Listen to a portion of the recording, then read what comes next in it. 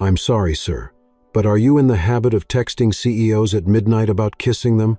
The voice at his door was crisp, feminine, and absolutely real. Malik Parker froze halfway through a sip of lukewarm beer, the bottle suspended in midair. Outside, rain whispered against the porch. Inside, his brain screamed the same word over and over. No way.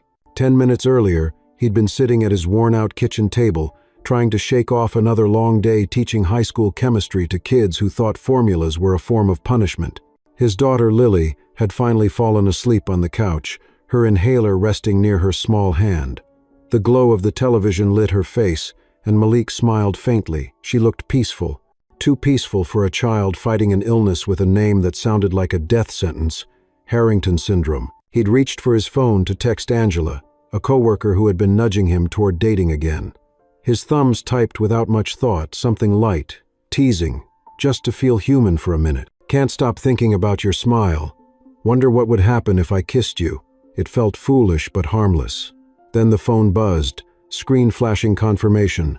Message sent to Mia Reynolds. His stomach dropped.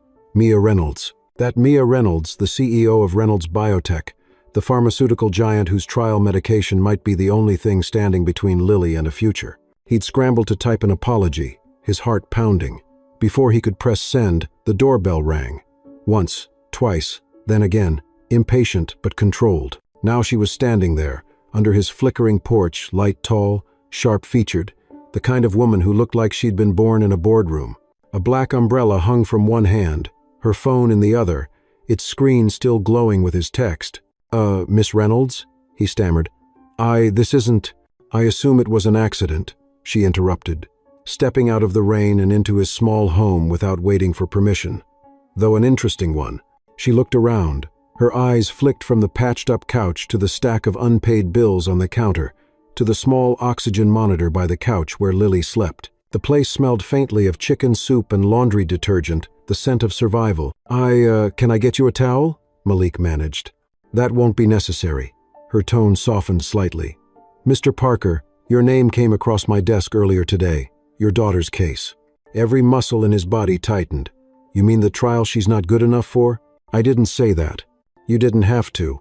For a moment, silence. Only the rain filling the gaps between words. Mia's gaze shifted to Lily, her face unreadable.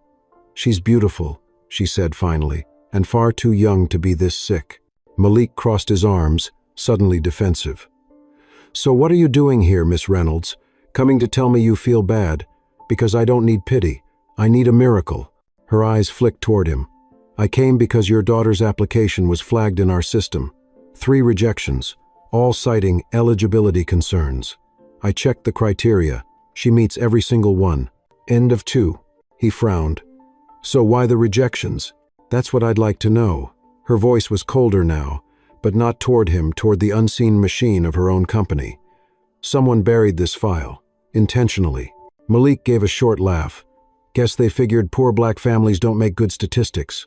The words hung there, sharp and bitter. To his surprise, Mia didn't flinch. "Maybe they did," she said quietly, "but they'll regret it."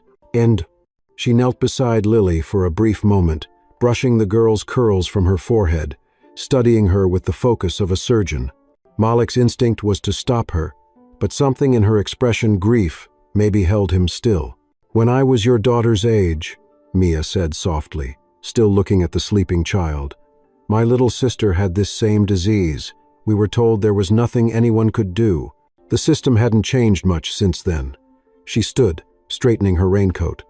"But I have." And he studied her, trying to reconcile the woman from magazine covers with the one dripping rainwater on his kitchen floor. "You didn't have to come here," he said finally. "I know. Then why did you?" Mia's gaze locked with his. "Because you're right. People like you shouldn't need a miracle. You should just get a fair chance." The words landed heavier than any apology could. Lily stirred, coughing softly. Mia instinctively reached for the little girl's hand, steadying her. "Easy, sweetheart," she murmured. The tenderness in her voice startled Malik more than the visit itself. Lily blinked, eyes half open. "Are you the lady who makes medicine?" Mia smiled faintly. "Something like that. Can you fix me?" "I'll try." The child's eyes fluttered closed again. For a long moment, the only sound was the rhythmic hum of the oxygen monitor. Mia turned back to Malik, her tone brisk again, as if reassembling her armor. "Call my office tomorrow. I'll have your file reopened. No promises, but I'll find out what happened." He hesitated. "Why should I believe you?" She met his doubt with quiet conviction. "Because I don't owe you hope, Mr. Parker, but I do owe you justice." Then she left. The door closed behind her, rain swallowing the sound of her footsteps. Malik stood there, staring at the space she'd occupied. The living room seemed smaller now, but somehow brighter, like a storm had rolled through and left the air clearer. On the table, her business card gleamed under the light. Mia Reynolds, CEO, Reynolds Biotech. He turned it over, thumb brushing the embossed letters, and for a brief, dangerous second, let himself believe that maybe, just maybe, this was the moment everything began to change. Behind him, Lily murmured in her sleep, "Don't give up, Daddy." He looked at her, at the rain tracing lines on the windowpane, at the card in his hand. Maybe storms didn't always destroy. Sometimes, they delivered the right person to your door, whether you meant to text them or not. The next morning, Malik woke up before dawn, his head heavy with disbelief and exhaustion. The rain had stopped, but the world still smelled like it, clean, cold, and full of aftershocks. Mia Reynolds. The name looped in his mind like a song he couldn't shake. The woman from his television, the one he'd cursed under his breath every time another medical letter arrived, stamped with "Denied," had stood right there in his living room, promising to reopen his daughter's case. He wanted to believe her. God, he wanted to. But believing in people like her was how men like him got crushed. Still, at exactly 9 in the morning, he found himself dialing the number printed in silver on her business card. A calm voice answered. "Reynolds Biotech, Executive Office. How may I direct your call?" His throat tightened. Yes, this is Malik Parker. Miss Reynolds told me to call." "One moment, Mr. Parker." There was a click, then silence. For a few seconds he thought they'd hung up, then came the voice, smooth, clipped, unmistakable. "Mr. Parker, your prompt. You said 9, and you listened. That already makes you more reliable than half my board." He wasn't sure if it was a joke, but her tone lightened, just barely. "I have a car coming for you and your daughter in an hour. Bring her medical files, prescriptions, everything you have." "A car?" "Yes. It's easier than explaining to our front desk why a father and a sick child are standing in the rain outside headquarters." "Miss Reynolds, Mia, what exactly are you doing?" There was the sound of typing on her end. "Something I should have done a long time ago. See you soon." The line went dead. An hour later, a black Lincoln idled in front of his house, so clean it reflected the faded red bricks like glass. The driver, a polite young man in a suit, helped Malik load Lily's wheelchair into the trunk. As the city rolled by, Lily pressed her face to the window, her small voice full of wonder. "Daddy, is this car magic?" "Nah, baby," he said, smiling softly. "It's just borrowed magic." The drive took them downtown, where Reynolds Biotech towered over the city like a silver monolith. Malik's palms sweated as they passed through the gleaming lobby, marble floors, glass walls, the kind of space that made poor men feel smaller by design. People in tailored suits moved briskly, speaking in low, efficient tones. None of them looked like him. Mia met them in the atrium, dressed in a dark gray suit that probably cost more than his car, if he'd still owned one. But her expression was different this time, less CEO, more human. "Mr. Parker." "Lily." She knelt down slightly, greeting the girl eye level. "How are you feeling today?" Lily giggled. "You came back. Daddy said maybe you were a dream." "If I'm a dream, I'm the boring kind that shows up with paperwork," Mia said, smiling faintly. She gestured toward a glass elevator. "Let's go see some people who might help make you feel better." Inside the elevator, Malik caught their reflection in the mirrored walls, the weary father, the fragile child, and the polished woman who somehow looked like she belonged to another universe. He wasn't sure what scared him more, the gulf between them or the possibility that she might actually bridge it. They exited into a smaller corridor, lined with frosted glass doors. Mia's assistant, a woman named Diane, handed her a tablet. "Conference room C is ready, Miss Reynolds." "Thank you, Diane." "And no interruptions." Diane hesitated. "The board, I said no interruptions." Her tone cut through the air, cool steel wrapped in silk. Diane nodded quickly and left. Mia opened the door to a conference room that looked like a spaceship chrome, white light, and a panoramic view of the skyline. Malik wheeled Lily in and placed the medical files on the table. "I hope this isn't some show for your PR team," he said quietly, "because if it is, you picked the wrong prop. You think I'd risk my reputation on a photo op with you? People have done worse to look generous." "True," she said, taking the seat opposite him. "But I've also done worse to find the truth." She began scanning through the documents he'd brought, fingers tapping across the tablet, eyes narrowing as she scrolled through the digital file. "This isn't right," she murmured. "The rejection note says she failed to meet the inclusion criteria for stable home environment. That's not a medical term, it's a socioeconomic one." Malik leaned forward. "Meaning?" "Meaning someone on the internal review team flagged your family as too high risk, not medically, but financially. They decided your life would complicate the data." "You mean they didn't think we'd finish the trial because I'm poor?" "Because you're not profitable," she corrected quietly. Her jaw tightened. "That's worse." Malik's laugh came out harsh. "And what now? You gonna write an angry email?" "I'm going to fire someone," she said flatly. There was no arrogance in it, just conviction. She tapped her tablet again, sending off messages with surgical precision. Malik looked at her, both impressed and wary. "Why are you doing this, Miss Reynolds?" "Because I built this company to save people. Somewhere along the way, others started building it to save quarterly earnings. And now you feel guilty?" "No, angry." Her gaze lifted to meet his. "There's a difference." Diane's voice came through the intercom. "Miss Reynolds, Richard is here. He says it's urgent." A flicker of annoyance crossed Mia's face. "Of course he is. Let him in." The door opened, revealing a tall man with expensive confidence and a smile that didn't reach his eyes. "You must be the teacher," he said, glancing at Malik. "I saw your name in the reports. Touching story." His tone made touching sound like pathetic. Malik stayed quiet. Mia stood, every inch the executive again. "Richard, this isn't a discussion for you. Everything that risks the company is my discussion," he countered. "You're reopening a closed file for a child who doesn't meet our metrics." "Our metrics are wrong," she snapped. "They're biased. They're efficient. They're corrupt." His smirk faltered. "Still idealistic, I see. You used to be fun before you started pretending you had a conscience." Mia took a sharp breath. "Get out of my conference room." "You'll regret this," he said, leaning closer, voice low. "We both know the optics of this kind of case. Black single father, dying child, the heroic white CEO swooping in. It's not justice, Mia. It's theater." She didn't blink. "Then I guess it's about time someone changed the script." When the door closed, Malik exhaled, realizing he'd been holding his breath. "Was that your husband?" "Ex," she said curtly. "He runs part of the trial board, which means this just got harder." "You sure you want to keep pushing?" he asked quietly. "People like him don't fight fair." "Neither do I," she replied, gathering the papers. She turned to him. "The treatment starts Monday. I'll make sure your daughter is on that list." "Why?" he asked again, the word trembling with both gratitude and fear. "Because I've already buried one child I loved," she said softly. "And I'm not doing it again." Later, as Malik wheeled Lily toward the elevator, she reached up and tugged at his sleeve. "Daddy," she whispered, "is she an angel?" Malik smiled faintly. "No, baby. Angels don't wear heels." But as the elevator doors slid shut, and he looked back at Mia Reynolds standing alone by the window, tall, cold, determined he wasn't entirely sure that was true.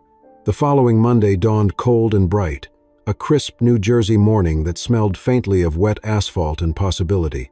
Malik parked his borrowed car outside St. Vincent's Medical Center, his pulse thrumming like a drum in his ears. Lily sat in the back seat, bundled in her purple hoodie, a blanket wrapped around her legs. Her small fingers toyed with the corner of the business card that had become her talisman, Mia Reynolds, embossed in silver.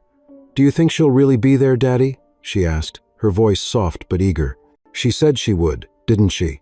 he replied, trying to sound confident. "And people like her. They don't break promises." He hoped that was true. The automatic doors whooshed open, letting in a burst of antiseptic air and polished light. The hospital was cleaner, whiter, quieter than the community clinics Malik was used to.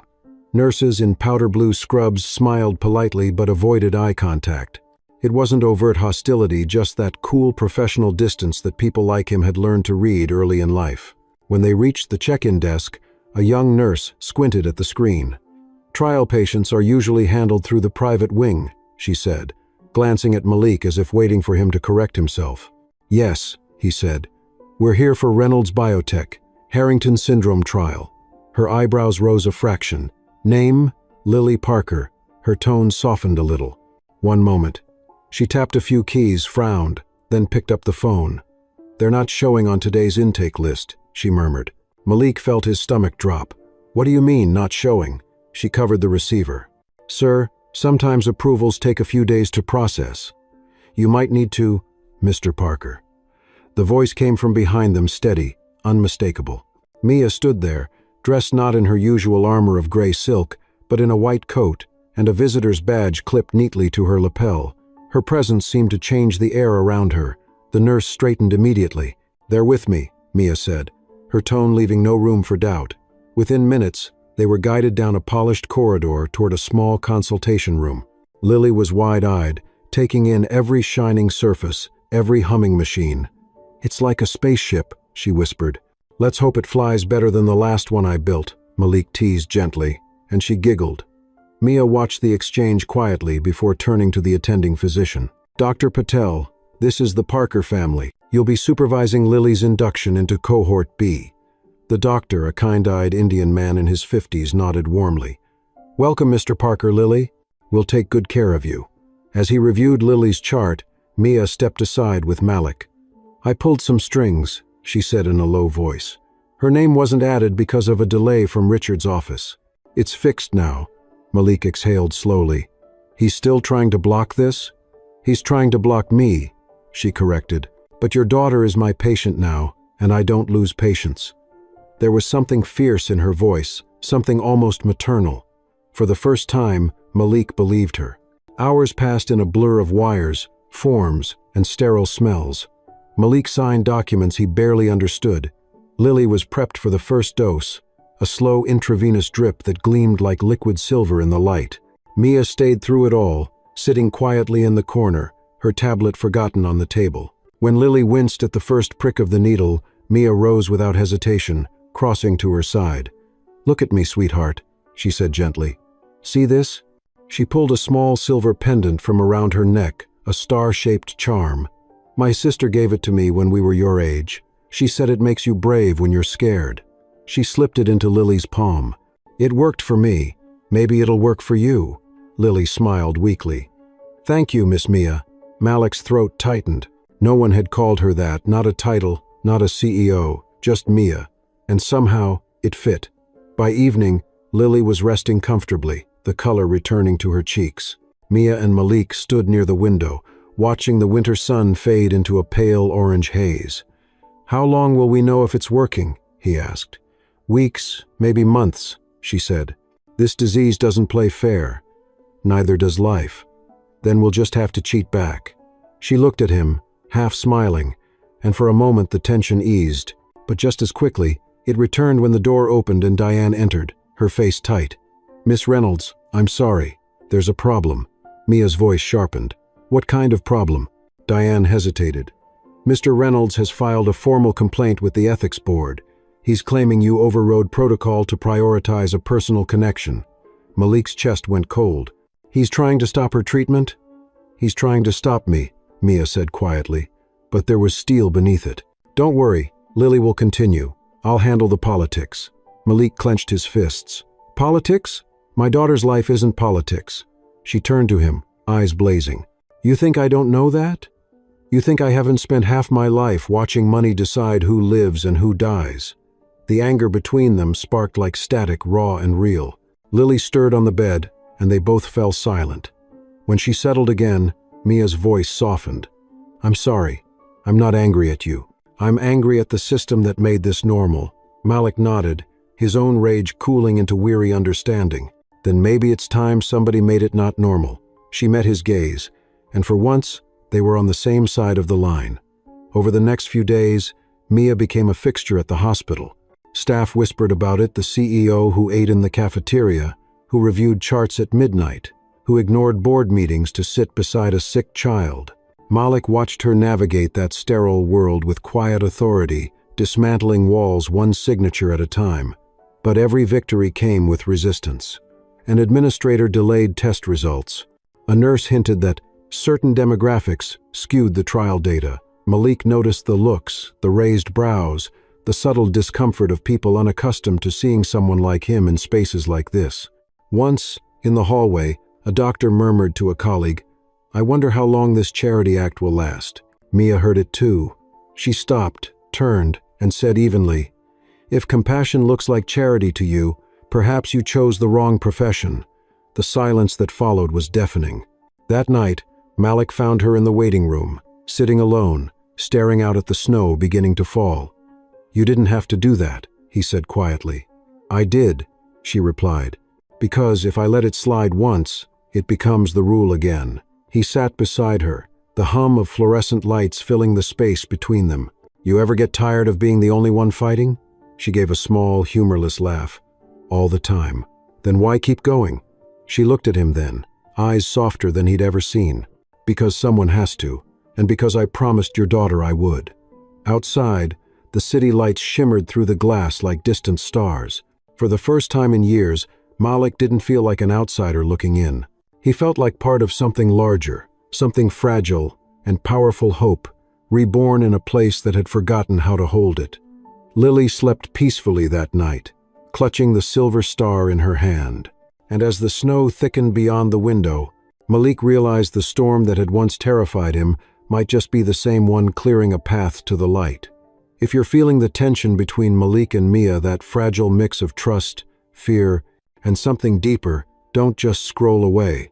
Leave a comment below and tell me what you would do in their place. And if you want to follow their journey toward truth and redemption, hit subscribe so you don't miss the next chapter. Snow clung to the windows of the hospital like a thin veil when Malik stepped into the corridor the next morning. The place was hushed, half asleep in that pre-dawn stillness, when even machines seemed to hum more quietly. He rubbed his eyes, his back aching from another night spent on the visitor's cot beside Lily's bed. The girl was still asleep, her little hand curled around the silver star Mia had given her. She looked peaceful, fragile, but alive, color back in her cheeks. It was more than he could have asked for. When he stepped out to get coffee, he saw her Mia standing by the vending machine, coat draped over her arm, eyes red from lack of sleep. Even disheveled, she carried that strange kind of grace that seemed out of place in a hospital corridor. "You don't sleep, do you?" he asked, approaching her. "Sleep is overrated," she murmured, stirring sugar into a cup of black coffee. "Besides, I've been waiting for results from the lab." "And? Promising," she said. Then her expression softened. "Your daughter's responding better than anyone expected." The markers dropped by 30% overnight. For a second, Malik forgot how to breathe. It means we have hope." The words hit him like sunlight through fog. He exhaled slowly, feeling the weight of months begin to lift. "Thank you," he whispered. She looked away, uncomfortable with gratitude. "Don't thank me yet. Richard's still making noise with the ethics board. They're calling an internal hearing this week." "Because you helped us?" "Because I reminded them what humanity looks like." She sipped her coffee, gaze steady. "He's angry, and angry men with power are dangerous. So what happens if they rule against you?" Then I stepped down, but not before I finish what I started. Her tone was matter-of-fact, but Malik heard the exhaustion under it. He studied her in the harsh hospital light, the faint lines around her eyes, the weariness in her shoulders. "You ever get tired of carrying the world on your back?" She smiled faintly. "Only on Tuesdays." He chuckled, shaking his head. "You're something else." "So, I've been told." A soft beeping from down the hall interrupted them. It wasn't Lily's room, someone else's monitor, urgent and shrill. Still, Malik's pulse jumped. Mia caught the flicker of fear on his face. "She's fine," she said gently. "Go check." "I'll wait." He nodded, heading back to the room. When he returned, Mia was gone, leaving behind 2 coffee cups and a folder on the bench. Inside was a letter, Reynolds Biotech official letterhead. His name, Lily's, a date, the upcoming review hearing. He frowned, flipping through pages full of legal language he didn't fully understand. But one line stood out, underlined in blue ink. "All patient care remains active pending investigation." She'd bought them time. That afternoon, Diane arrived, her usual poise replaced by quiet tension. Miss Reynolds asked me to brief you, she said. The hearing's been moved up. Tomorrow morning, 9 a.m., Manhattan headquarters. Malik stared. They can just decide her fate like that? They'll decide hers too, Diane said quietly. She's risking everything. Why? Because she believes in right and wrong more than she believes in profit. That's rare around here. Malik nodded, throat tight. Tell her I'll be there. Diane's eyes widened. Mr. Parker, that's not necessary. No, it is. The next morning, he dressed in his best clothes, a pressed shirt, a jacket that still smelled faintly of chalk dust from the classroom. The hospital car dropped him and Lily off at the tower of glass and steel that housed Reynolds Biotech. He could see Mia already inside the lobby, her face calm, composed, a soldier going to war in heels and resolve. You didn't have to come, she said softly when he joined her. Yes, I did, he replied. I owe you that much. She glanced down at Lily, who sat quietly in her wheelchair, bundled against the cold. You ready for this, sweetheart? I'm always ready, Lily said solemnly, clutching her pendant. The girl's courage made Mia smile, a rare, unguarded smile that softened the edges of her. They rode the elevator up together. Malik's reflection stared back at him in the mirrored walls. Ordinary man, extraordinary moment. He had no right to be here, and yet somehow he did. When the doors opened, the corridor was lined with glass offices and whispers. People turned their heads as Mia passed. Some smiled politely, others didn't bother. A security guard opened a set of double doors leading to a conference room so polished it hurt the eyes. At least 10 people sat around the table, men and women in suits, cold as marble. And at the far end, leaning back in his chair like he owned the air itself, was Richard Reynolds. Ah, the hero arrives, he said smoothly, eyes flicking between Mia and Malik, and he brought his cause célèbre. Mia ignored him, setting her briefcase on the table. We're here to discuss the integrity of this company, not to perform theater. You made it theater, Richard said. You turned a clinical trial into a crusade. No, she said evenly. I turned a blind system into a mirror. He smirked, folding his hands. And what does your mirror show, Mia?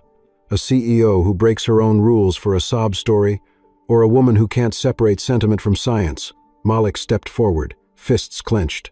You ever looked at a dying child and told her she's a sob story? No, I didn't think so. Mr. Parker, Richard said, with that slick mockery rich men wear like a watch. I understand your position. No, you don't, Malik cut in. You understand numbers, not people. The room fell silent. Richard's eyes hardened, but Mia spoke before he could. You talk about numbers, she said, her voice rising. So let's talk about them. 68% of rejected applications came from families earning under $50,000. 41% were Black or Hispanic. You call that science? I call that discrimination wrapped in data. Murmurs rippled through the board. Richard leaned forward, sneering. You're letting this man manipulate you, Mia, playing the race card. The only card that matters, Malik said, is the one you keep stacked against people like us. Mia looked at the faces around the table. This company can cure diseases, but first, it needs to cure its own blindness. For a moment, no one moved. Then one of the board members, an older woman with silver hair, cleared her throat. We'll deliberate privately. Miss Reynolds, Mr. Reynolds, please step outside. In the hallway, Mia finally let out a slow breath. You shouldn't have spoken, she said quietly. They don't like being challenged. Neither do bullies, Malik replied. But somebody has to. Her eyes softened, gratitude flickering there. You're braver than you think. He shrugged. No, just desperate. They stood side by side in silence as the minutes dragged. Finally, the door opened. The board filed out, faces unreadable. The chairwoman paused before them. The investigation will continue, she said, but Miss Reynolds retains authority over current clinical trials, for now. Relief flooded through Malik, but Mia only nodded, controlled, composed. Thank you, she said simply.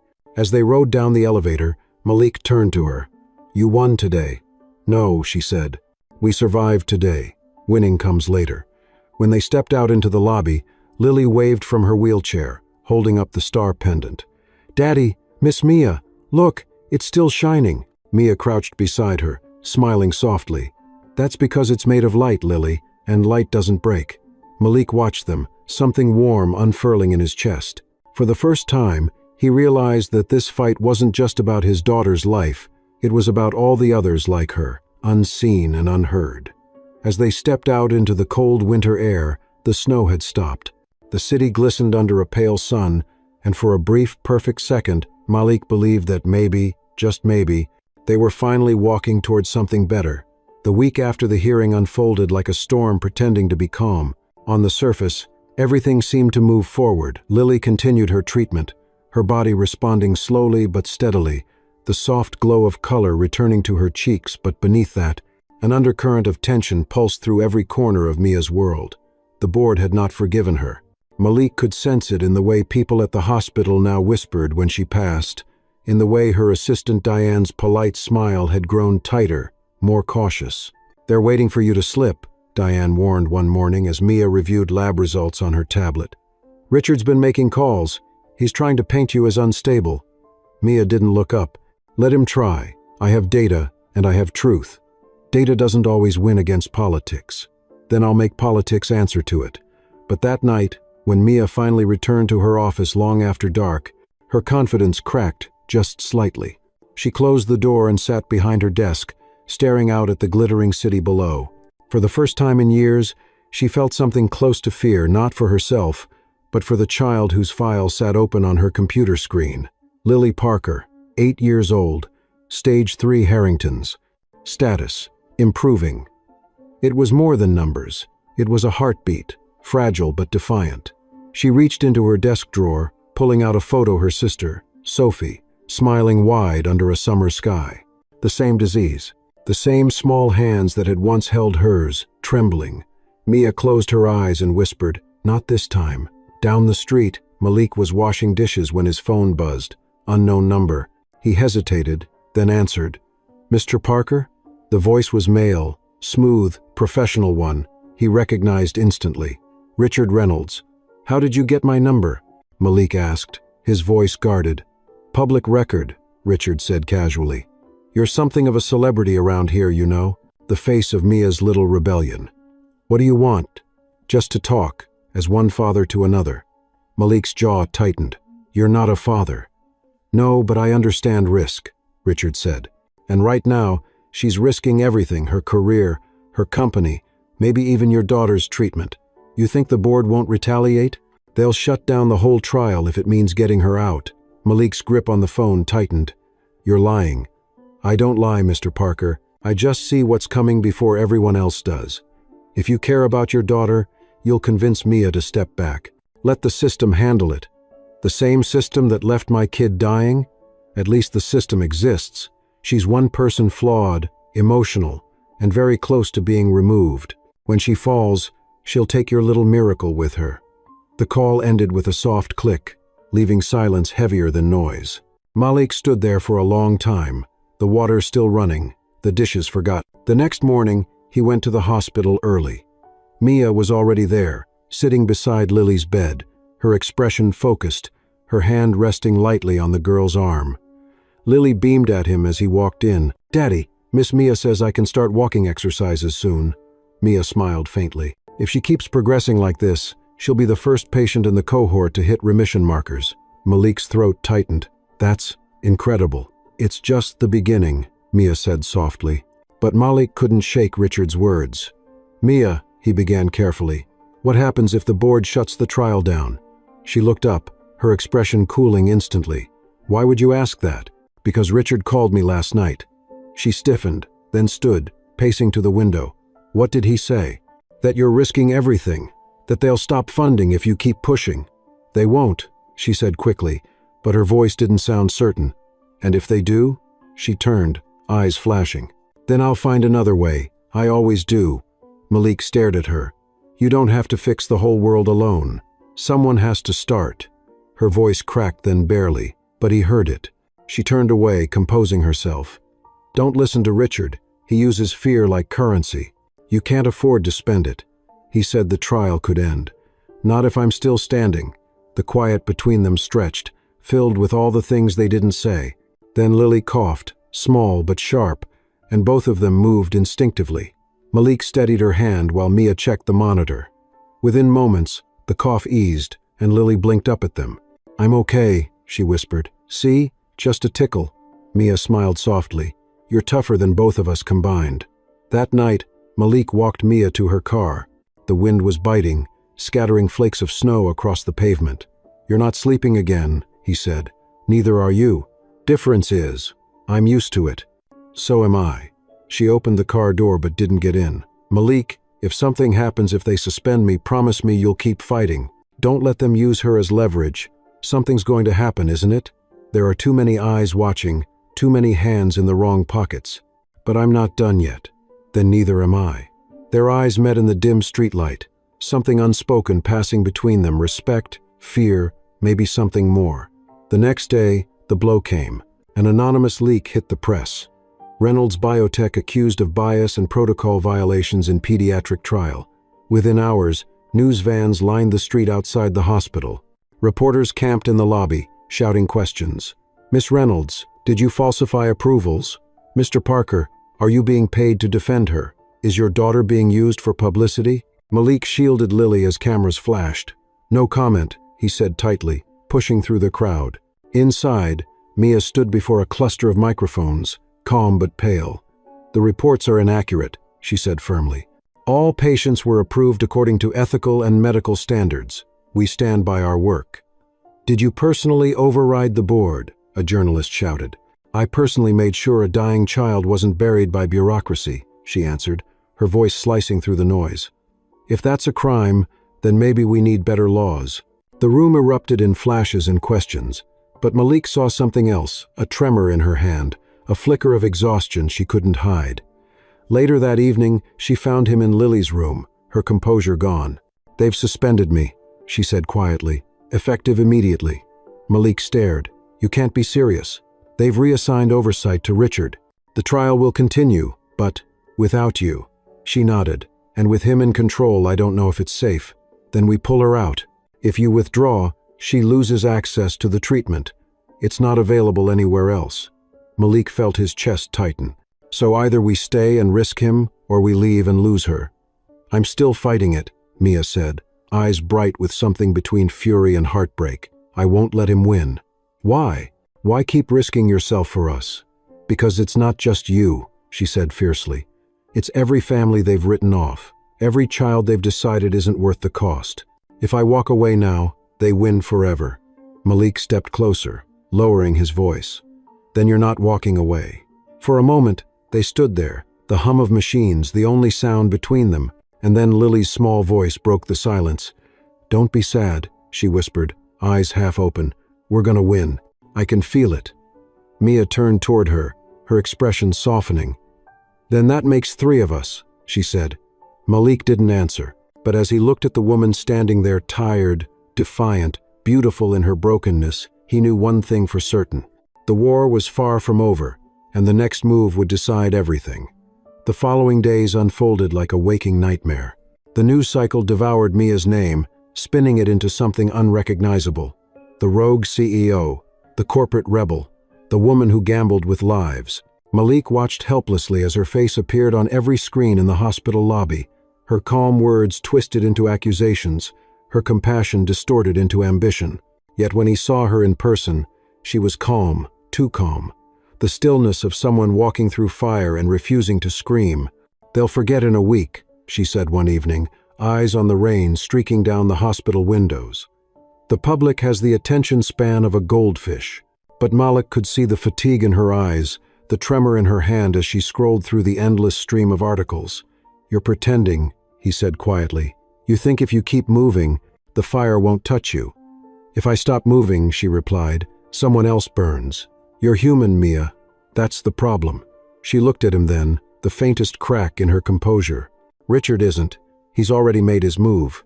And she was right. The next morning, Richard Reynolds held a press conference in the same marble lobby she'd once commanded. Cameras flashed as he stood before the company's logo, voice smooth as polished stone. "While we respect Miss Reynolds' passion, we must uphold the ethical integrity of Reynolds Biotech. Effective immediately, all investigational decisions regarding pediatric trials will be reviewed by the board. Our goal," he said, pausing for effect, is to protect patients from emotional interference. The words were a knife wrapped in velvet. Malik watched from Lily's hospital room, fists clenched. Protect patients? He's protecting his damn profits. Lily, propped up with her blanket, looked at him with wide eyes. Miss Mia didn't do anything bad, did she? No, baby, he said softly. She tried to do something good. That's what scares them. Later that day, Malik found Mia standing alone in the hospital courtyard, her coat pulled tight against the wind. The sky hung heavy and gray, the kind of sky that made everything look like a memory. You shouldn't be here, he said. If Richard finds out, he already has people watching me, she interrupted. But they can't stop me from being human.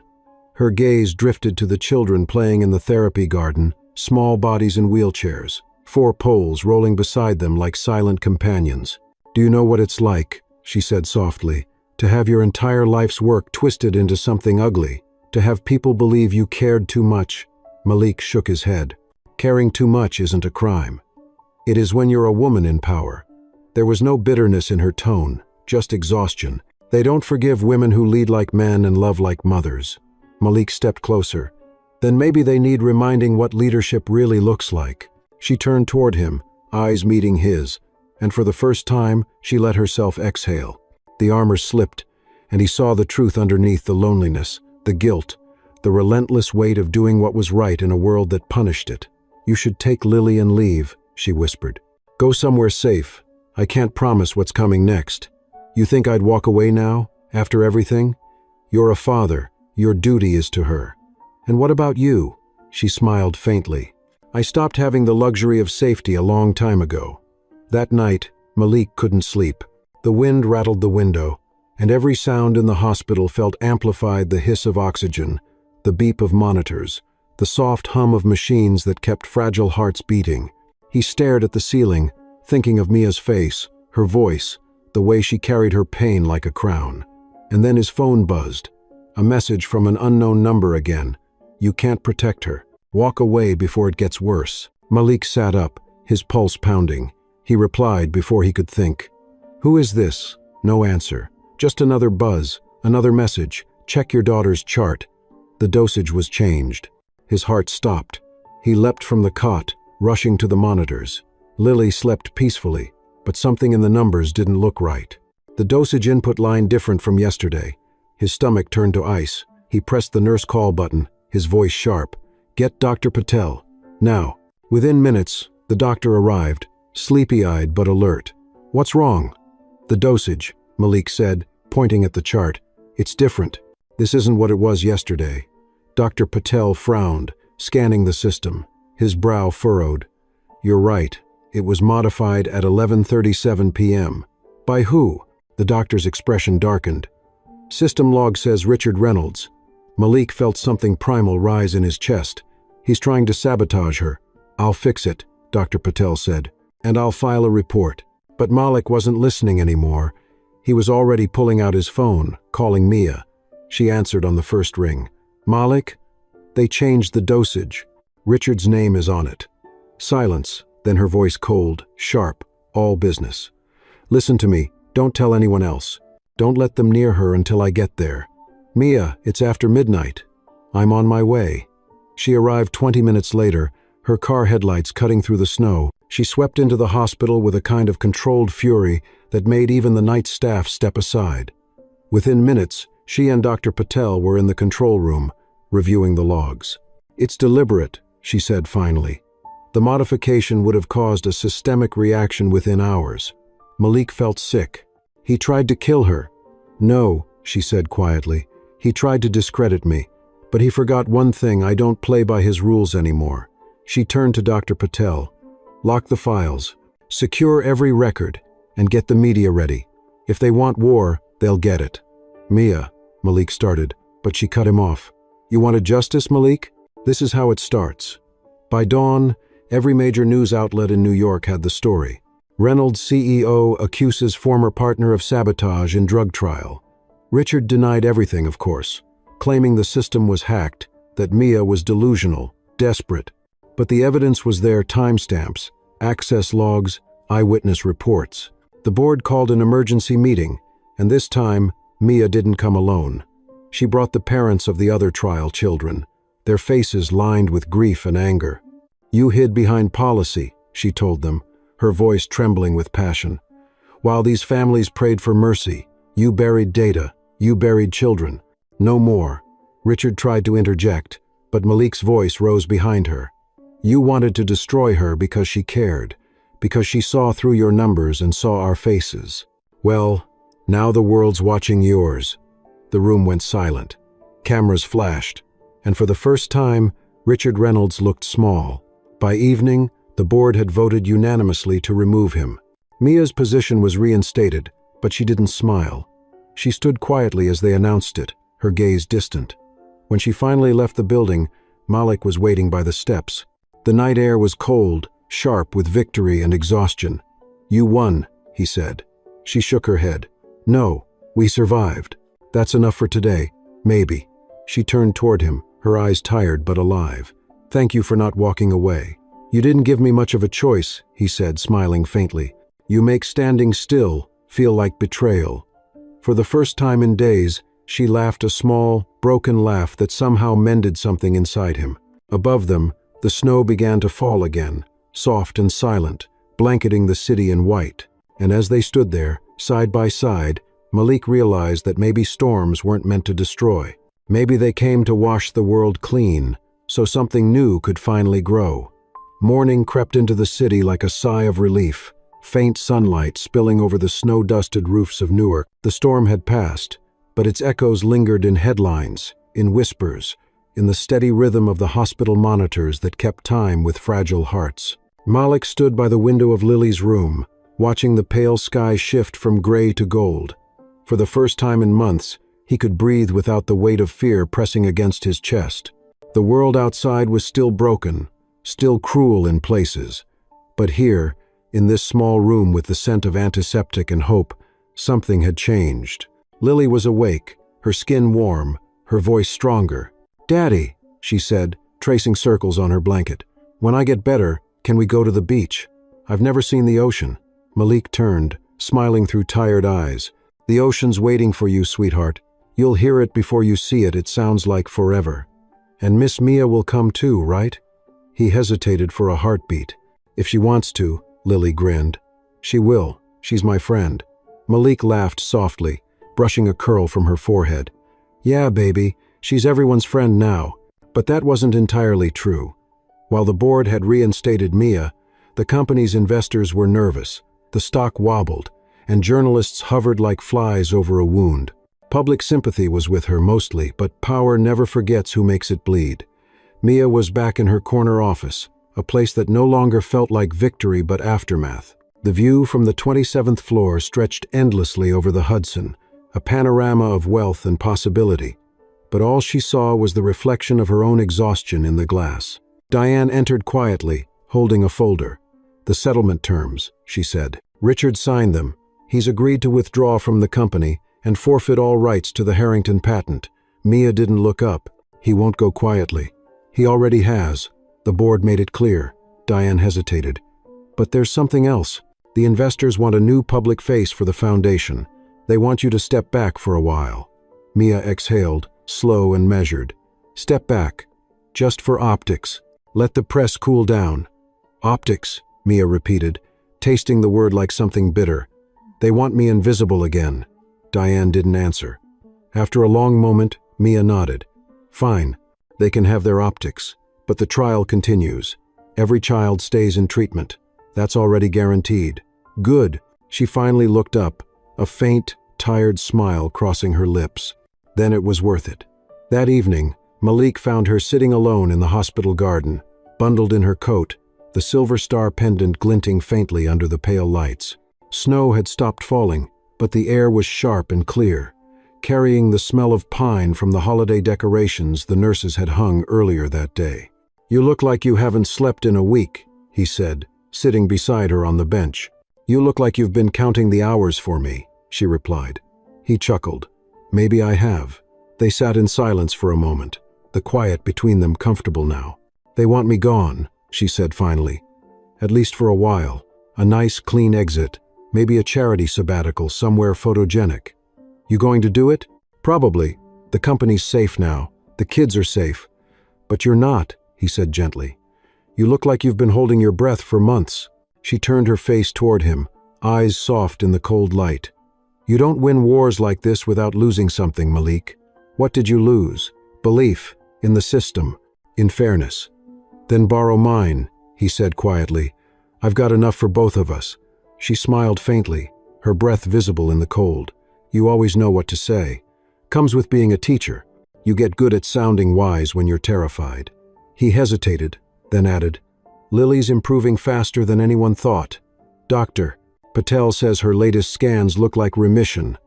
Mia's eyes widened, a flicker of warmth breaking through the fatigue. That's incredible. That's you, Malik said simply. You saved her. She shook her head. No, I just opened a door. You walked through it. We both did. The wind shifted, carrying the faint sound of carolers from a nearby street. The world felt suddenly softer, smaller, like maybe kindness could still find its way through the cracks.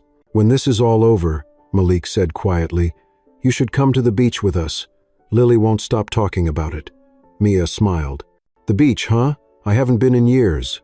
Then it's time. What if I forget how to rest? Then we'll teach you. My daughter's an expert in joy. They sat there for a long time, neither speaking, until Mia finally stood. I should go. There's paperwork to bury and bridges to rebuild. You don't owe them anything. Maybe not, but I owe the ones who still believe I can fix this. She started to walk away, then paused. Malik? Yeah? Thank you for not letting them scare you. Thank you for giving me something worth being scared for. She gave a soft laugh, the kind that lingered after it ended, then disappeared into the night. The next morning, Malik found a sealed envelope slipped under Lily's door. Inside was a handwritten note and a photograph Mia and Lily in the therapy garden, both smiling, sunlight spilling over them. The note read, For the days when you forget how far you've come, keep fighting. Love, Mia. Months passed. The trial results were published. The treatment declared a breakthrough. Reynolds Biotech recovered, now rebranded as a foundation, its profits redirected toward patient access and community care. Mia resigned quietly soon after, vanishing from the public eye. Some said she'd moved abroad, others that she'd started her own clinic under a different name. Malik didn't chase the truth. He carried her words instead, tucked somewhere deep, like a secret map back to faith. One bright spring morning, he and Lily finally stood before the ocean. Waves crashed against the sand, endless and alive. Lily laughed, arms outstretched, her curls catching the sunlight. Malik watched her, the salt air filling his lungs.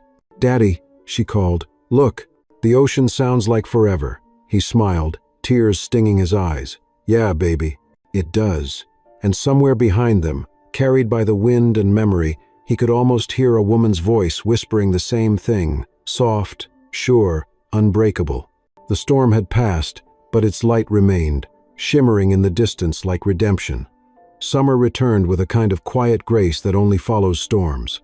The days stretched long and golden, and for the first time in what felt like years, Malik Parker's life began to resemble something ordinary.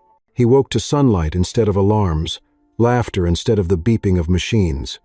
Lily was running again, literally running through their small backyard, her curls bouncing, her feet pounding against the grass with all the defiance of a child who'd stared death in the face and decided she was too busy for it. The doctors called it remission, a word so clean and clinical that it couldn't begin to hold the miracle of it. Malik simply called it grace. Yet even in that peace, there was an absence, a missing voice he couldn't ignore. Mia had vanished from public life, just as quietly as she had entered his. The newspapers had stopped talking about her months ago, moving on to newer scandals and fresher outrage. He'd tried to reach out once, sent an email that came back undeliverable, but he didn't try again. Some people, he'd realized, carry their purpose like a cross. They set it down only when it's finished, never before. Still, he missed her steadiness, her fire, her unshakable way of seeing him not as a man defined by struggle, but by love. Sometimes at night, when the world fell still, he could almost hear her voice, the calm, measured tone that had once cut through chaos like a compass finding north. Don't stop fighting, Malik. The world needs people who don't give up. He never would. One evening in late July, A thick orange dusk settled over the beach where Lily loved to play. The ocean glowed like molten glass, the horizon a blur of gold and blue. Malik sat on the sand, watching her build castles with a focus that could humble kings.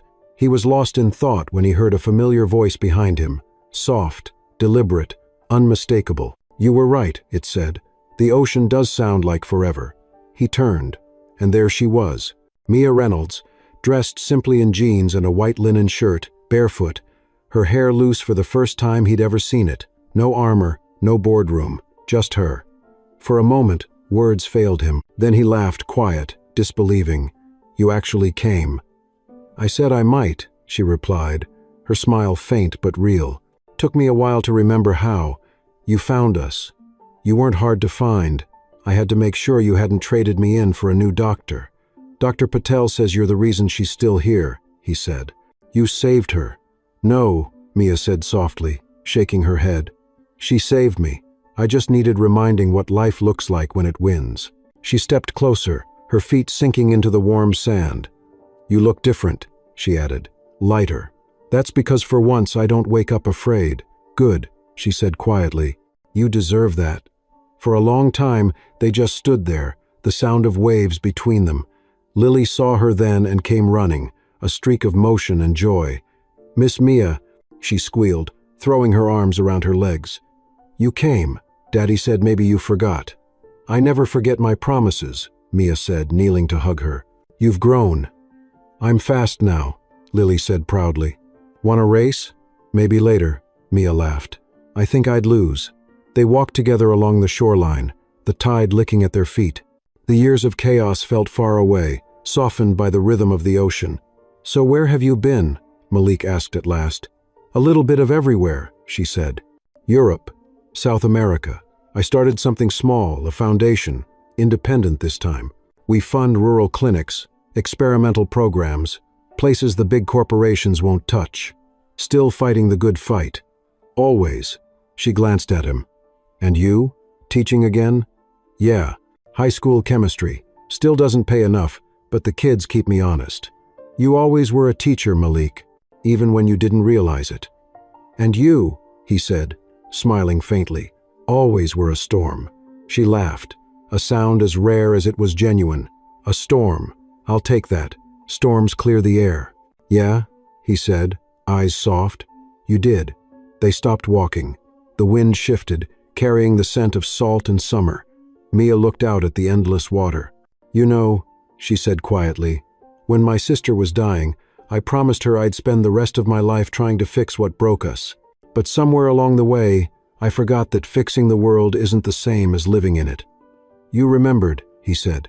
"Eventually, thanks to a girl who wouldn't stop fighting and her father who wouldn't stop believing." The silence that followed was comfortable, full of the unspoken understanding between two people who had shared something too deep for words. The sun dipped lower, painting the sky in shades of rose and amber. Lily's laughter echoed nearby as she chased waves, her tiny footprints marking the sand before each one disappeared. "You know," Mia said softly, "the board wanted me to retire permanently. Said I'd done enough damage to my reputation." "They're wrong," Malik replied. "You didn't damage it. You redeemed it." She smiled faintly. "Funny. That's exactly what I told them," he laughed quietly. "You always did have the last word." "Not always," she said, her voice almost a whisper.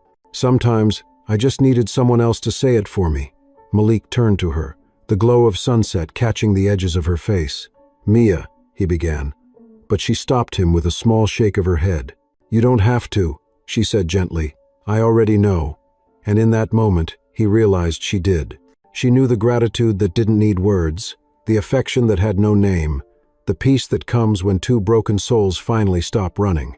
They stood together as the tide rolled in, the ocean breathing its slow, eternal rhythm. When the first stars appeared, Lily came racing back, breathless and bright. "Daddy, Miss Mia, look, it's the first one." She pointed upward, and sure enough, a single star pulsed faintly against the darkening sky. Mia smiled, her hand instinctively going to the silver pendant around her neck. "Make a wish," Lily said. Mia closed her eyes for a moment, then looked at Malik.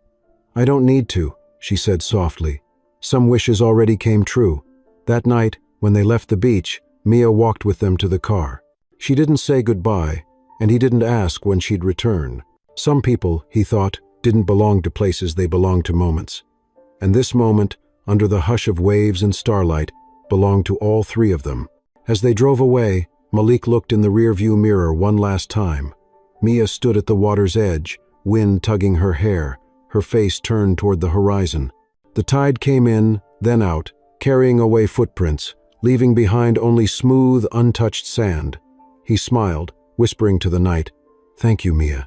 The road stretched ahead, long and open, the stars guiding him forward. In the distance, Lily's voice rose from the back seat, sleepy but certain. "Daddy, Miss Mia's an angel. I think she's just pretending to be a person." He smiled. "Maybe she's both, sweetheart." And as the ocean faded behind them and the night deepened, Malik felt, for the first time in a long time, that forever wasn't something you waited for. It was something you built, one heartbeat, one act of courage, one person at a time. Autumn crept in quietly that year, soft and golden, painting Newark in 100 shades of memory. The air turned crisp, the trees burned with color, and the world seemed to move slower, as if even time was pausing to breathe. Malik found himself falling into a rhythm he hadn't known in years, steady, simple, almost gentle. He still taught chemistry at the same high school, still graded papers late into the night, still drank too much coffee and forgot to eat lunch. But now, there was laughter in his house again. Lily was healthy, radiant, and full of stories. Every day she came home with something new to tell him about school, about her friends, about the sky. "It's bigger than I remembered," she said one afternoon, lying on the grass, her curls tangled in sunlight, "like it grew while I was sleeping." Malik smiled. "Maybe it was always this big. You just couldn't see it yet. That's how hope works, right?" she said seriously. "You can't see it till you believe in it." He blinked, her words cutting through him like a quiet truth. "Yeah, baby, that's exactly how." In the months since the beach, Mia had written to them short letters, always handwritten, never signed with her title, just Mia. The first came from Chile, a place Malik had to look up on a map, then another from Ghana, then from Montana, where she was funding a clinic for native children. The letters weren't long, but they were alive with the kind of honesty that no email could hold. She wrote about the people she met, the lives she touched, the walls she was still breaking down quietly, one at a time. She never spoke of the past, but between the lines, Malik could feel her healing. Sometimes, he'd catch himself rereading them late at night, her handwriting curling across the page like her voice still lingered in the room. Then, one morning, a package arrived, a small box wrapped in brown paper, no return address, only his name in the familiar handwriting. Inside was a framed photo, the three of them at the beach, Lily's laughter frozen mid-air, sunlight bouncing off the waves, and beneath it, a note. "For when you forget that miracles are real, keep walking toward the light. M." He sat at the kitchen table for a long time, staring at it, feeling the ache of gratitude and something deeper he couldn't name. That evening, he hung it on the wall above Lily's drawing of their family, a stick-figure trio, smiling under a giant Sunday. "It's us," Lily said proudly. "Me, you, and Miss Mia." "Yeah," he said softly. "It's us." Time moved on. Seasons turned again. Life, as it does, filled with small routines and quiet miracles. But change has a way of circling back when you least expect it. One gray afternoon in November, Malik received a call from Diane. Her voice was calm, but carried an undertone that made his stomach twist. "Mr. Parker, I thought you should know. Mia's been in an accident." The words landed like thunder. He didn't remember hanging up, didn't remember the drive, only the hospital, too familiar, too bright, too still. Diane met him in the lobby, her face drawn. She was in South Dakota, inspecting a clinic site. The roads were icy, the car flipped. "Is she?" "Alive," Diane said quickly. "But critical. She's asking for you." He followed her through sterile corridors that smelled like antiseptic and fear. The ICU was quiet, save for the rhythmic beeping that marked each stubborn heartbeat. Mia lay there, pale, her left arm in a cast, tubes snaking from her body, but her face was unmistakably her strong, even in fragility. Her eyes fluttered open as he approached. "You came," she whispered, voice barely a breath. "You didn't leave much of a choice," he said, forcing a smile. "You always did know how to make an entrance." She laughed weakly, then winced. "Don't make me laugh. It hurts. You scared us, Mia. I scare people for a living. Not like this." Her eyes softened. "How's Lily?" "Running, laughing, living. Because of you. Because of us," she corrected. He took her hand, small, cold, familiar. "You don't get to leave yet," he said quietly. "You've still got work to do. Maybe it's time someone else carries it. You've carried too much for too long, but that doesn't mean the world's done needing you." She smiled faintly, her eyes glassy. "You always say the right thing." "No," he said, his voice cracking. "You just make the wrong things sound like they matter." The days that followed blurred together. Mia's condition stabilized, though her recovery would be long. Malik visited every evening after school, bringing stories from Lily, who sent drawings and handwritten notes with hearts and stars. "Daddy," she'd said one night while coloring, "Miss Mia's heart is too big. That's why it breaks sometimes." Malik smiled sadly. Maybe that's the price of having one that big. Mia grew stronger, slowly. Some days, she'd sit up and talk about plans, new clinics, better programs, how she still owed the world more good than it had given her. Other days, she'd just sit in silence, staring at the window, the light reflecting off her bandages like forgiveness. One evening, as he was about to leave, she said softly, "Malik, do you ever think about what would have happened if you'd never sent that text?" He laughed under his breath. "All the time. Do you regret it?" "Only when I remember how bad my grammar was."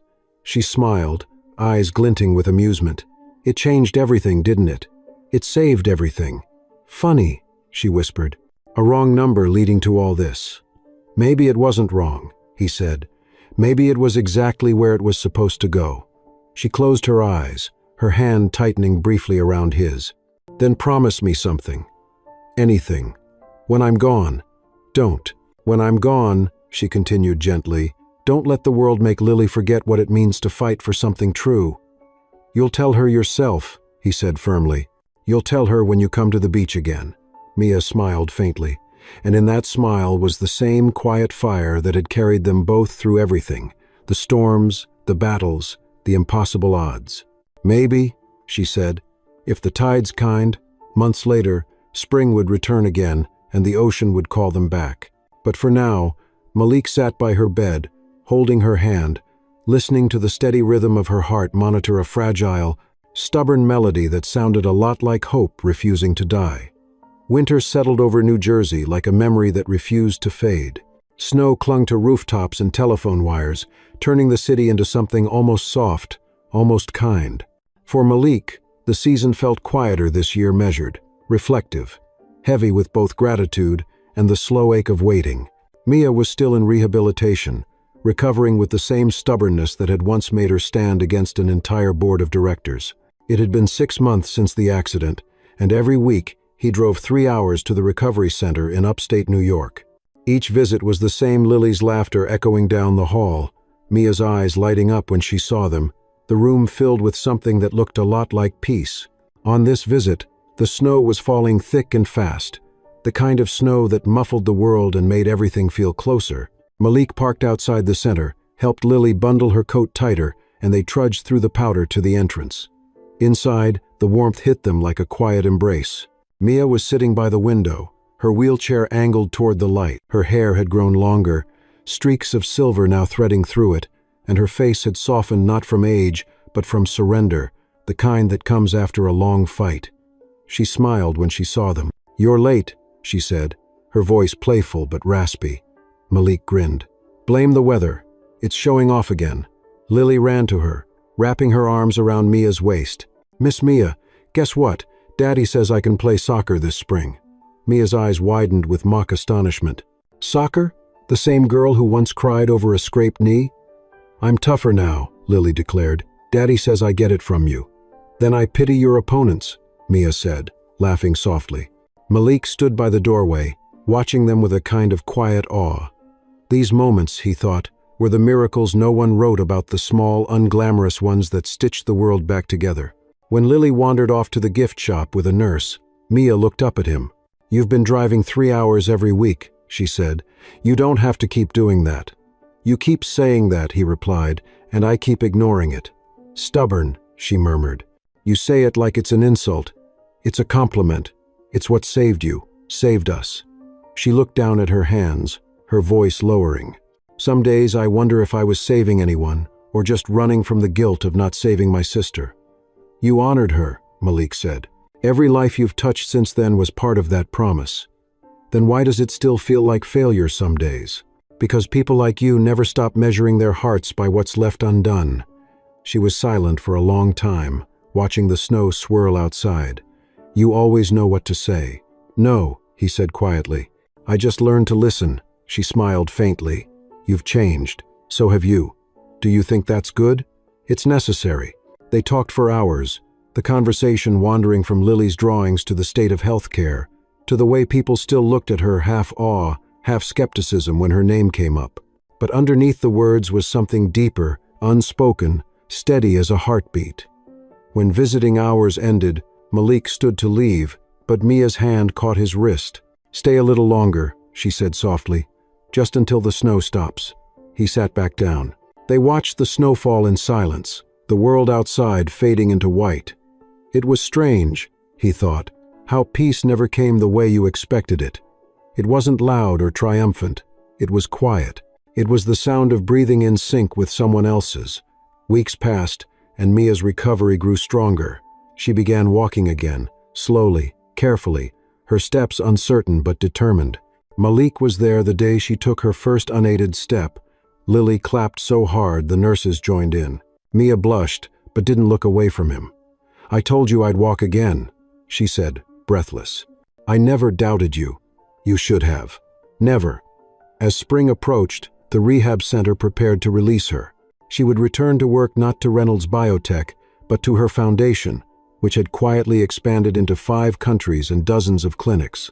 Her story had become legend in some circles, the CEO who fell and rose again. Journalists wanted interviews. Politicians wanted her endorsement. She ignored them all. When Malik came to visit the night before her release, she was packing a small suitcase. You're leaving tomorrow, he said. Feels strange. It feels right, she said. This isn't the end, just a different chapter. Where will you go? South Carolina first. There's a clinic that needs oversight. After that, who knows? You could stay closer, he said quietly. New Jersey's not so bad. She smiled, that slow, knowing smile that could still undo him. You'd miss me less if I stayed. You sure about that? No, she admitted. That's why I can't. He laughed softly. Still running, still fighting, she corrected. It's who I am. Then at least promise me this, he said, his voice steady but low. Promise you'll let the world love you back this time. Her eyes glistened. That's harder than saving it. Then start small, he said. Start with us. She stepped forward, close enough that he could see the reflection of his own tired hope in her eyes. I already did. The next morning, he and Lily watched as she walked out of the rehab center, slow, steady, unassisted. The sun was rising, scattering gold across the snow like shards of forgiveness. Mia turned at the door and waved, her smile wide and unguarded. Tell Lily I expect a postcard from every soccer game, she called. You'll get one, Malik said. And from me too. Don't you dare send photos of you grading papers, she teased. It ruins my image of you as a hero. Then I'll send you the truth instead. That's even better. She laughed, and for a moment, everything felt full circle. The wrong text, the hospital nights, the court hearings, the snow, the ocean, all of it leading to this quiet goodbye that didn't feel like an ending. As she disappeared down the walkway, Lily tugged at his sleeve. Daddy, is Miss Mia going far away again? Malik smiled, watching the faint outline of her figure fade into the morning light. Maybe, he said softly. But sometimes the people who go the farthest leave the most of themselves behind. Lily tilted her head. Like footprints? Exactly like footprints. He looked at the path she'd walked clean, steady, deliberate. The wind swept over it, covering her steps with a soft layer of snow, but he knew they were still there, just beneath the surface. And as he took his daughter's hand, Malik realized something simple and profound. Some people don't stay to finish your story, they stay just long enough to remind you how to write it yourself. Spring that year came early, soft and trembling, the kind of season that felt like an apology for all the winters before it. The streets of Newark bloomed with cherry blossoms, and the air smelled faintly of rain and promise. For Malik, life had settled into something that finally resembled peace, real peace, not the fragile kind he used to bargain with God for at night. Lily was thriving, full of laughter and questions. Her hair had grown long again, her cheeks round with health, her voice always singing about something. Every Saturday, the two of them would walk to the park, share a pretzel from the vendor by the lake, and talk about anything she wanted. Some days, she'd talk about school. Other days, about Mia. "Do you think Miss Mia remembers us?" she asked one afternoon, her small hand clutching his. "I think about her a lot." "She remembers," Malik said softly. "People like her don't forget the ones they love." Lily nodded as if that made perfect sense. "She's out there helping other kids now, right?" "That's right," he said. "That's what she does. She helps people breathe again." "Like she did for me?" "Exactly." They fell into silence, the kind that feels like understanding more than absence. But that night, after he tucked Lily in and turned off her lamp, Malik found himself standing at the window, staring out at the city lights. He thought about Mia, where she might be, who she might be saving now. Every time he read about a new medical outreach or a clinic opening in some forgotten corner of America, he wondered if her fingerprints were on it. And deep down, he always knew they were. 2 months later, a letter arrived. No return address. Just his name in that same steady, elegant handwriting. Inside was a single page, and as he unfolded it, he caught his breath. "Dear Malik, if this reaches you, it means I finally stopped long enough to write what I never said. I'm fine, better than I expected to be. The foundation's growing, the clinics are working, and for once, I've learned how to sleep without guilt whispering at the edges of my dreams. But I think about you both more often than I'll admit. I see Lily's smile in every child who laughs after chemo, and I hear your voice every time I'm tempted to give up. You once told me to let the world love me back. I'm trying, slowly. There's a clinic in Charleston now. They need someone who understands people, not just medicine. A teacher, someone who can turn science into hope. I don't know if you'd ever consider it, but if you find your heart pointing south, there'll be a place waiting. Either way, know this: you and Lily gave me back something I didn't know I'd lost. You made me believe that kindness can survive the wreckage. Love, Mia." Malik sat there for a long time, the words heavy and light all at once. The next morning, he told Lily over breakfast. "Charleston?" she said, eyes wide. "Like the beach?" "Like the beach," he said, smiling. "Miss Mia says they need teachers." "Then we should go," Lily said simply, as if it were already decided. "She helped us. Now it's our turn." He laughed. "You don't think about these things much, do you?" "No," she said, sipping her orange juice. "I just know what's right." 3 weeks later, they packed up their lives. The house was small and full of ghosts, but Malik found himself smiling as he boxed up Lily's artwork and the framed beach photo Mia had sent them years ago. By the time they reached Charleston, the air was heavy with salt and magnolias, and the ocean stretched endlessly beyond the horizon. The clinic sat near the marshes, a modest building painted white with blue shutters, sunlight spilling across its porch. And standing in front of it, wearing a linen dress and that same silver star pendant, was Mia. She looked healthier, lighter, but the moment she saw them, the old spark returned to her eyes. "You took your time," she called, her smile wide. "You didn't exactly give directions," Malik said, stepping out of the car. "You always find your way," she said softly. Lily ran into her arms. "I told Daddy you didn't forget." "Never," Mia said, hugging her tight. "How could I forget my favorite fighter?" Inside the clinic, life hummed with quiet purpose. Nurses moved briskly between rooms, volunteers laughed softly in the halls, and sunlight spilled through tall windows onto floors that smelled faintly of lemon and hope. Mia led them through it all, explaining the program's free health screenings, literacy classes, counseling for families who'd lost loved ones. "We don't just treat illness here," she said. "We treat what it takes from people." "And you're building all this?" Malik asked. "We're building it," she corrected. "No one saves the world alone. I learned that the hard way." When they reached her office, she paused. The walls were bare except for one framed photo, the three of them on the beach, sunlight caught in their laughter. Malik smiled. "You kept it." It reminds me that some miracles don't stay in hospitals. For the first time, he didn't have to hide what he felt. You built something beautiful, Mia. We did, she said softly. All of us. Weeks passed, and Charleston began to feel like home.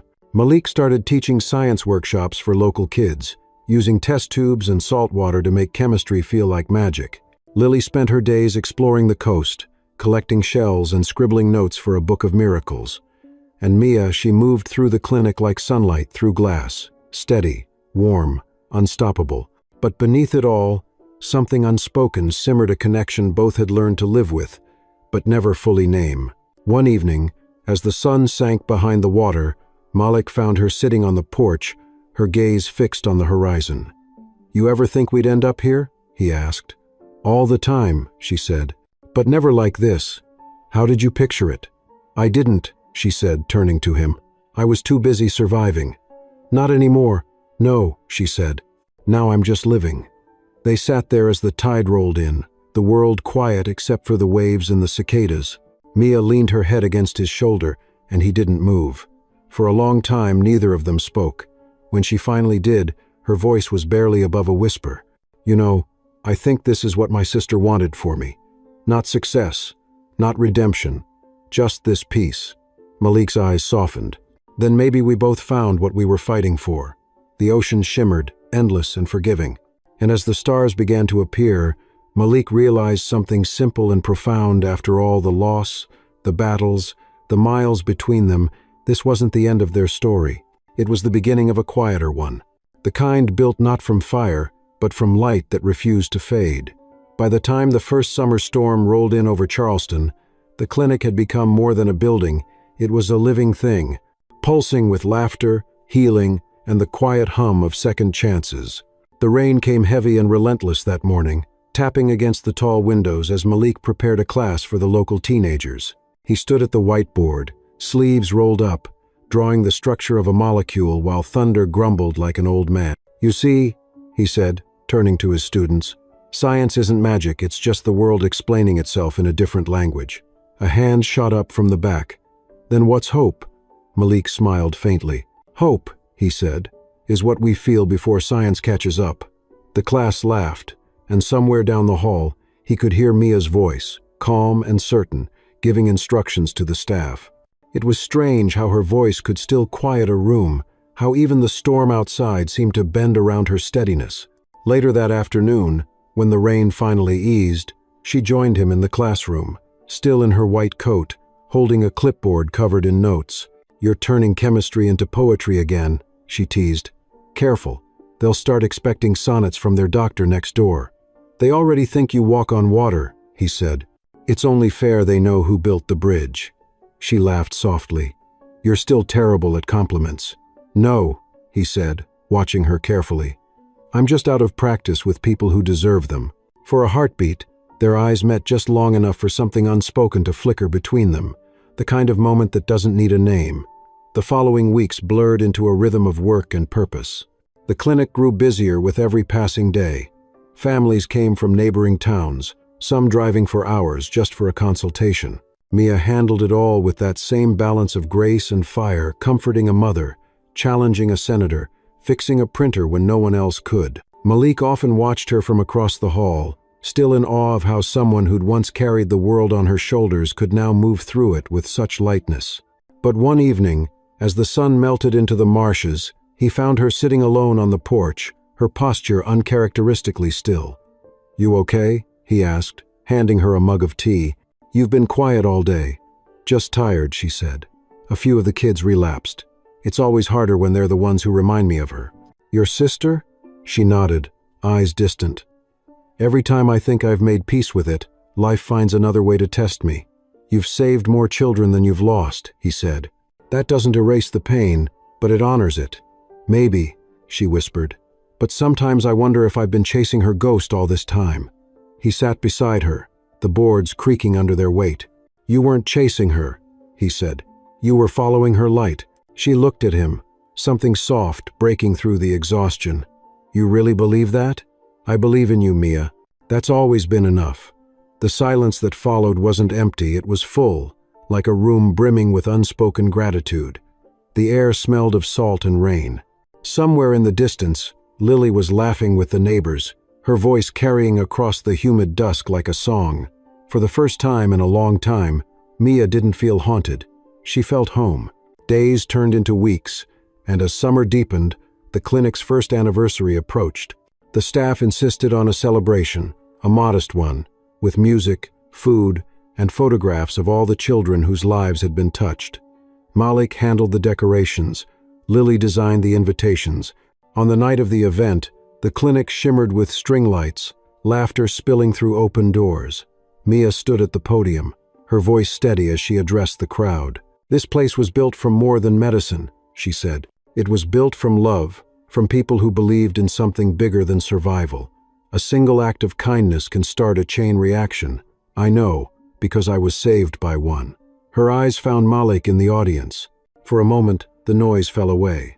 "Sometimes," she continued, her voice softer now, "fate doesn't need grand gestures. It just needs one message sent to the wrong person at the right time."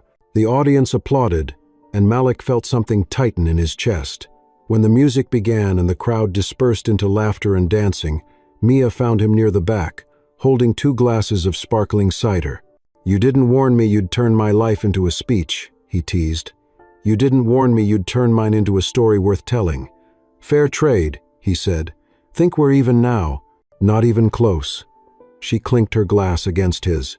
"To second chances," she said. "To right numbers," he corrected. They both laughed, but behind it there was warmth, something lasting. Later that night, after the guests had left and the lights dimmed, Mia stepped outside to find Malik leaning against the railing, watching the stars. The air was thick with the scent of honeysuckle, and the moon hung low over the water. "You ever think about how far we've come?" she asked. "Every day. And what comes next?" He turned toward her, eyes reflecting the faint shimmer of starlight. "Maybe it's not about what's next," he said. "Maybe it's about staying here long enough to enjoy what's now." She smiled, stepping closer until their shoulders touched. "You're getting good at this whole wisdom thing." "It's contagious," he said quietly. "I must have caught it from you." She leaned her head lightly against his arm, her voice low. "You know, I spent so much of my life trying to save the world that I forgot how to let it hold me." "It's holding you now," he said, and she didn't move. The night stretched on, soft and unhurried. When she finally spoke again, her tone was different, steadier, resolved. "Malik, I'm thinking of starting something new, a scholarship fund, for kids like Lily who beat the odds." "You should," he said. "You'd give them more than money, you'd give them proof. You'll help me?" "You already know the answer." She smiled, her fingers brushing his. "Then it's settled. Another chapter begins." He looked out over the marsh, where fireflies blinked like tiny lanterns in the dark. "Funny," he said, "how life keeps finding new ways to begin again. That's because we keep letting it." And in that quiet, under the forgiving sky, it was clear that the storms had never truly broken them. They had only stripped away what didn't matter, leaving behind something rare and strong. Love, not loud or desperate, but steady. The kind that stays, the kind that heals, the kind that feels like home. The story reminds us that redemption doesn't always come in grand gestures or perfect victories. It often begins with small acts of courage, compassion, and forgiveness. It teaches that even from mistakes, miracles can grow. A wrong message, a chance meeting, or a moment of kindness can change the course of many lives. True healing isn't just about curing illness, it's about learning to let love and purpose rebuild what pain once broke. In the end, the story shows that hope is not the absence of struggle, but the strength to keep believing, even when the world forgets how.